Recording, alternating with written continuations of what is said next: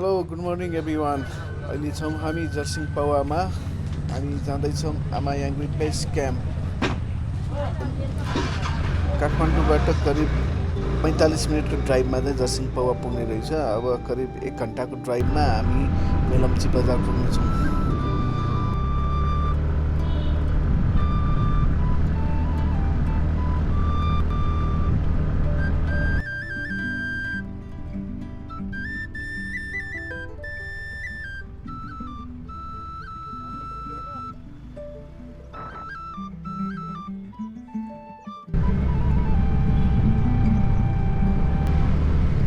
हिमालहरू चाहिँ राम्रै देखिने भयो यसपालि। बाटो चाहिँ एकदम राम्रो छ। मिक्स कम्बिनेसन अफ पिच र ढलानको बाटो हो, तर एकदम कर्भी छ। Drive carefully.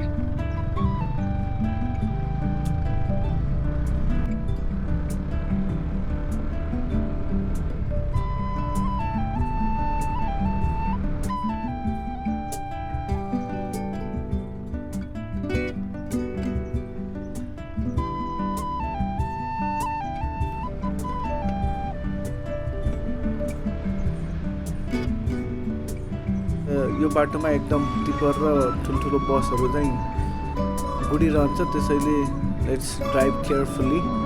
तपाईँहरू पनि राइडमा आउनुहुन्छ भने एकदम होस गर्नुहोला। Oh what a perfect day to ride. यस्तो राम्रो इन्भाइरोमेन्ट, यस्तो राम्रो वेदर, फुलहरू पनि अझै बाँकी छन्। एकदम having so much fun riding in such a beautiful day.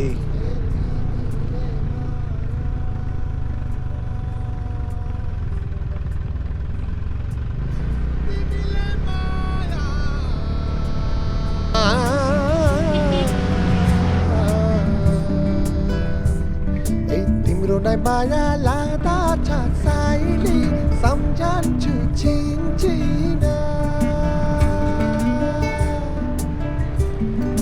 तिमीले माया नगरे पनि सम्झन्छु दिनदिन।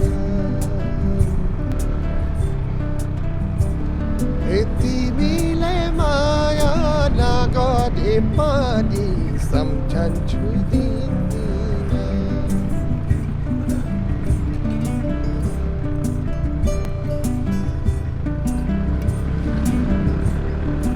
आज मैले भातै राखायो तिहुन त काभाको।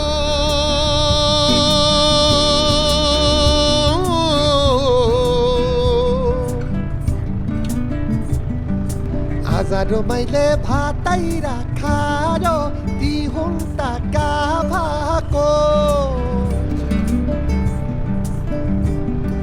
के माया गर्थ्यौ तिमीले सैरी म जस्तो जावाको। के माया गर्थ्यौ तिमीले सैरी म जस्तो जावाको।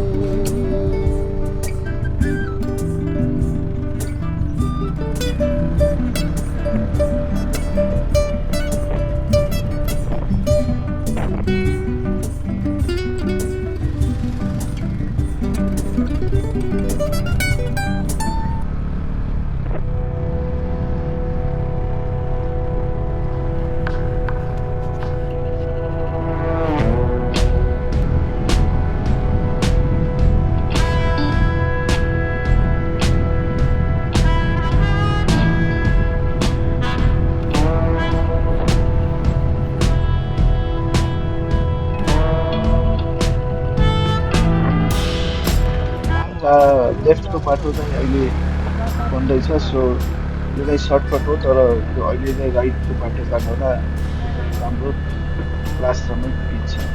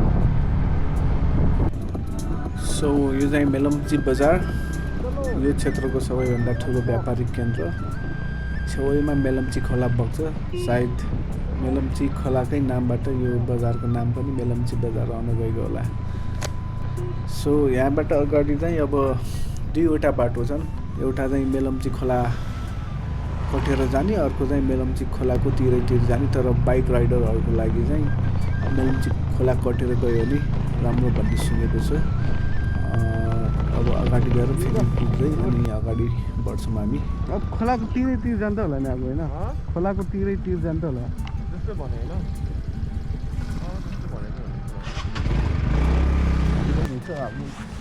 होइन म त्यस्तो कहिले काहीँ डबर नभएको बेला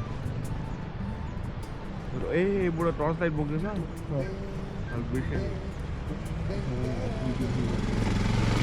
हेलो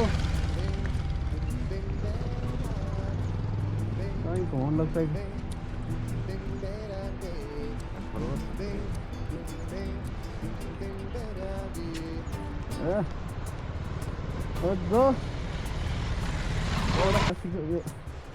यो स्टिकसँग भने यसरी स्टिकसँग मात्रै बाँध्ने अरूसँग बाँध्नु पर्दैन होइन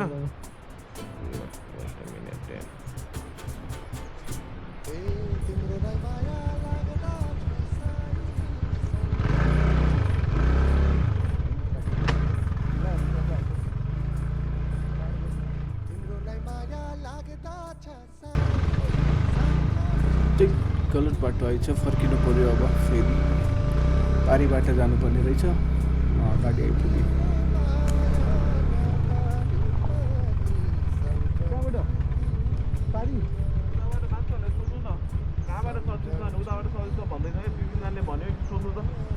उताबाट हो नि कताबाट हो कि अगाडिबाट गाडी आइरहेको छ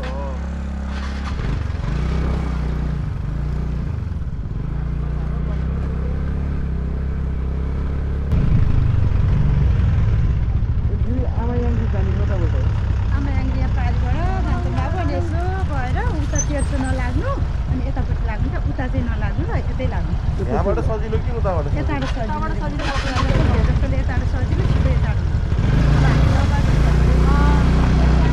After validating, we are heading towards the right direction. So खोलापारीको बाटो चाहिँ जानुपर्ने रहेछ शेरमाथाङ भएर टिम्बु र केउलको बाटो गयो भने चाहिँ एकदम धेरै ढुङ्गा छापिएको बाटो छ नि त्यही भएर हामी चाहिँ यता शेरमाथाङको बाटोबाट जाँदैछौँ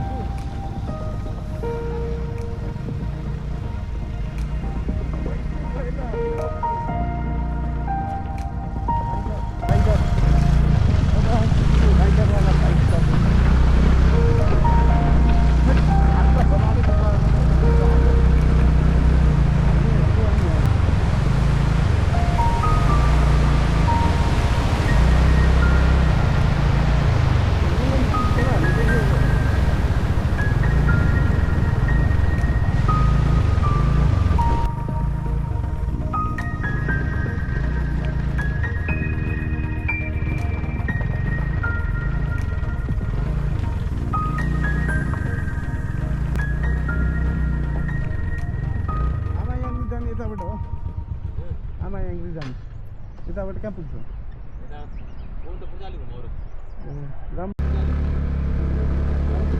बाटो त यहाँबाट पनि सजिलो छैन यहाँ पनि एकदम अफरोड एक्सट्रिम अफरोडै छ अनि ढुङ्गा छापिएको बाटोहरू पनि ठाउँ ठाउँमा भेट्नुहुन्छ तर इमेजिन कि अब त्यो नन स्टप ढुङ्गै छापिएको बाटोमा हिँड्नु र अब यो अलिअलि ढुङ्गा छापिएको बाटो हिँड्नु कम्पेरिटिभली आई थिङ्क यही बाटो सजिलो होला अनि यसमा धेरै ठाउँमा पिच पनि छ कम्पेरिटिभली सजिलै जस्तो देखिन्छ तर यस्तो ढुङ्गा छापिएको बाटो चाहिँ छ यहाँ पनि 5-6 ठाउँमा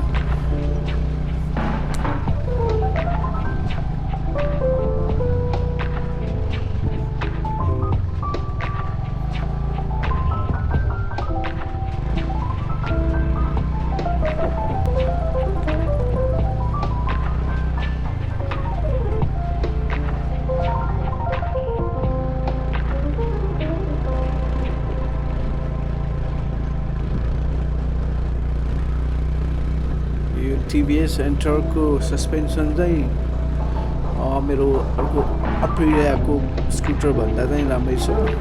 अप्रिलियाको चाहिँ अलिक स्टिप हार्ड छ सस्पेन्सन। सो मैले आज यो एन्टर्क बोकेर आइरहेको छु।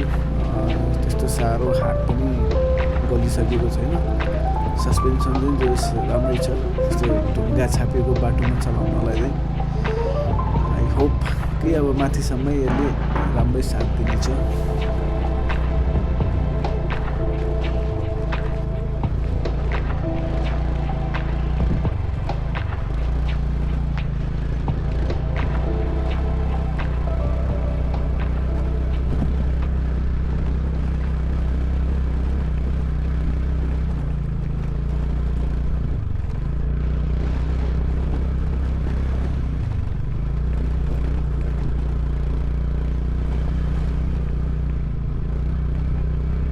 कस्तो भइरहेको छ त अब राइट?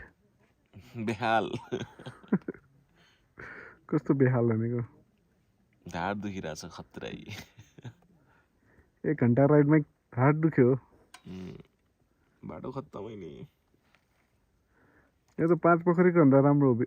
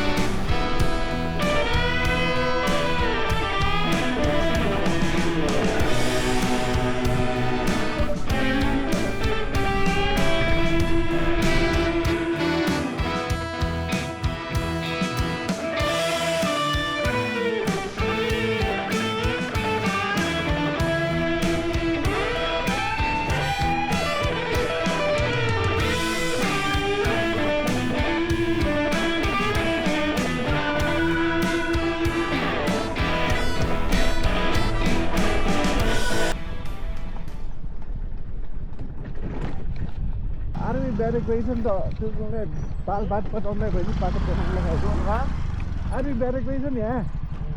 अनि दाल भात पचाउनलाई भयो भने त्यो बाटो बनाउनलाई हुन्थ्यो भने नि।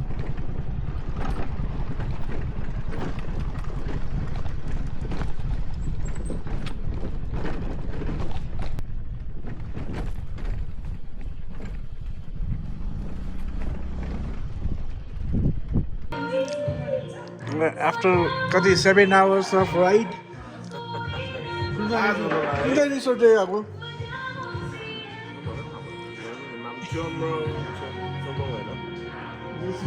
एउटा रिसोर्टमा पुग्यो। अब लन्च होइन लन्चै हो अब यता लन्च खाँदैछौँ अब। के जानुपर्ने हो जाउँ। अलिक चिन्छ चाहिँ अलि उज्यालो लाग्छ। Okay, it's 4 a.m. Now we are heading towards Amayangri Peak.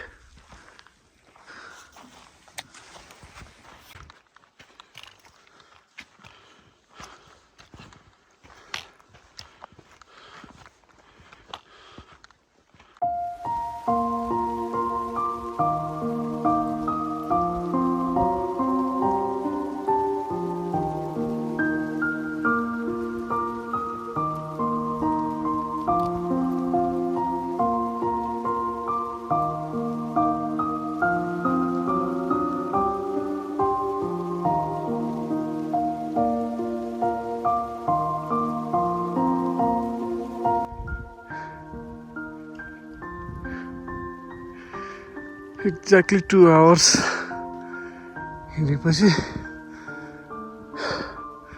हामायाङ्ग्रे pick पुग्यौँ हामी बाटोमा रेस्ट गरेर पनि आइरहेको थियो सो फटाफट हिँड्ने भए त 1.5 घन्टामै पुगिन्छ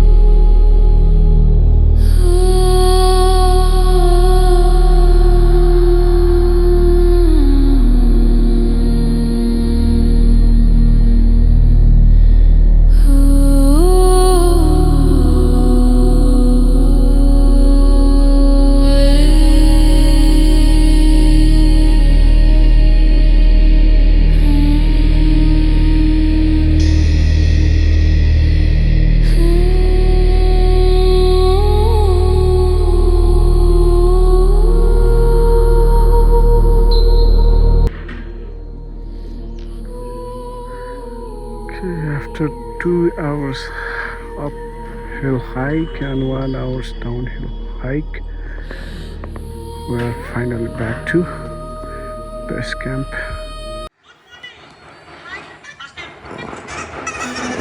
आगोको ब्रेकफास्ट सुरु भयो अब तारक मेहतासँग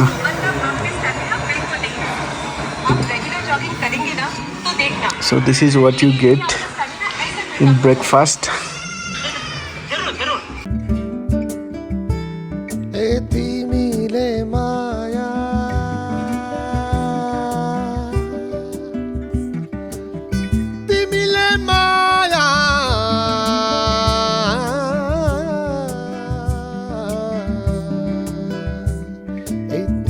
माया लाग्दा छासाइले सम्झन्छु चिन्चिन तिमीले माया नगरे पनि सम्झन्छु दिनदिन तिमीले माया नगरे पनि सम्झन्छु